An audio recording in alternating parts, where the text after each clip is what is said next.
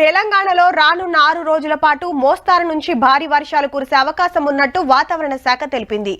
ఆదిలాబాద్, ఆసిఫాబాద్, మంచిర్యాల, నిర్మల్, నిజామాబాద్, వరంగల్, హన్మకొండ, జనగామ జిల్లాలో ఉరుములు మెరుపులతో కూడిన వర్షం కురిసే ఛాన్స్ ఉన్నట్లు పేర్కొంది. ఇప్పటికే పలు జిల్లాలకు యెల్లో అలర్ట్ జారీ చేసింది. ఇగో ఇట్లున్నది మన తాన. పోత అటే వత్త ఇటే అన్నట్టే ఉన్నది పో. ఇక దేశం మీది బాజుకు ఎట్లుందంటే గుజరాత్ ను గజ్జున వణికిస్తున్నాయి వానలు. 3 రోజుల సంధి మునుంబెట్టి దంచుతుంటే నదులన్నీ పొంగి ఊర్ల మీద పడుతున్నాయి. హగో సందులు బొందులు తిరుక్కుంట ఇండ్లకు ఎట్ల సొర్రబడుతుందో పబ్లిక్ అంతా రోడ్ల మీద కురికొచ్చిర్రు. వడోదరల వాడలకు వాడలే మునిగినాయి. పీకల్లోతు నీళ్లలో పోకుండా చిన్న తిప్పల కాదు పబ్లిక్ ది. ఎటు ఓవల్లో తెలియక షెట్టును పట్టుకొని నిలబడ్డాడు గీ కాక. బండ్లు బొచ్చడు మునిగినాయి. 7 కాలం చేస్తే 6,000 మందికి మీదనే ఏరే జాగలకు పంపిరట ఆఫీసర్లు. మొగులు ముంచి చూస్తే చెరువుల ఇండ్లు కట్టినట్టే ఉన్నది.